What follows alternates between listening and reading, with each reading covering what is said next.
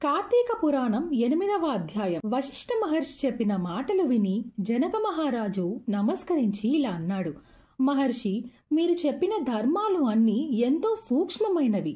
వాటి వల్ల సులభంగా పుణ్యం లభిస్తుందని చెప్పారు. నదీ స్నానం, దీపదానం, ఫలదానం, అన్నదానం, వస్త్రదానం లాంటి సులభమైన కార్యాల ద్వారానే మోక్షం లభిస్తుందని వినడం నాకు చాలా ఆశ్చర్యంగా ఉంది.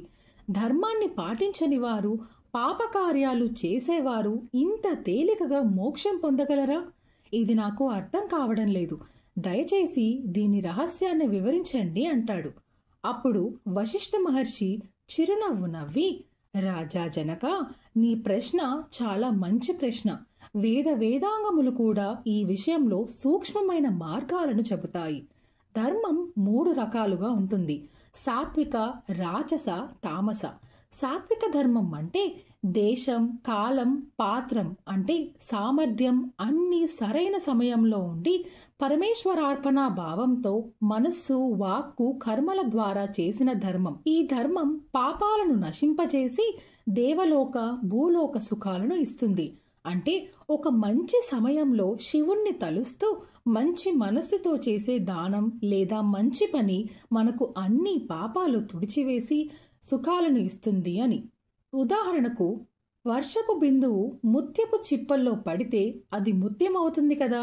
అలాగే సాత్విక ధర్మం చేసినవాడు పవిత్రుడవుతాడు. గంగా, యమున, గోదావరి, కృష్ణ వంటి పవిత్ర నదుల్లో స్నానం చేసి వేదాలు పఠించి సదాచారము గల బ్రాహ్మణునికి చిన్న దానం చేసినా కూడా మహాపుణ్యం లభిస్తుంది. రాజస ధర్మం అంటే ఫలపేక్షతో శాస్త్రోక్త విధానాన్ని వదిలి చేసిన ధర్మం.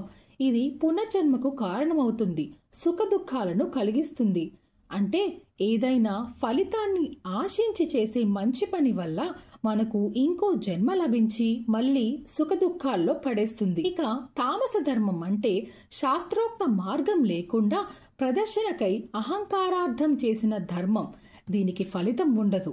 దీనికి పెద్ద ఉదాహరణ ఏంటో తెలుసా? మనం చేసే మంచి పనులని అహంకారంతో, గర్వంతో లేదా ఇతరులకు చూపించాలనే ఉద్దేశంతో చేస్తే దానిని తామస ధర్మం అంటారు.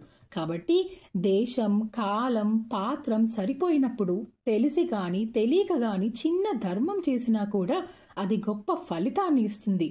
ఎలా అంటే పెద్ద కట్టెల గుట్టను చిన్న అగ్నికణం కాల్చేస్తుందిగా. అలాగే శ్రీమన్నారాయణ అనే నామాన్ని తెలిసి గాని తెలియక గాని పలికిన వారి పాపాలు పోయి మోక్షం లభిస్తుంది. దానికి ఉదాహరణగా ఒక కథ చెప్పుకుందామని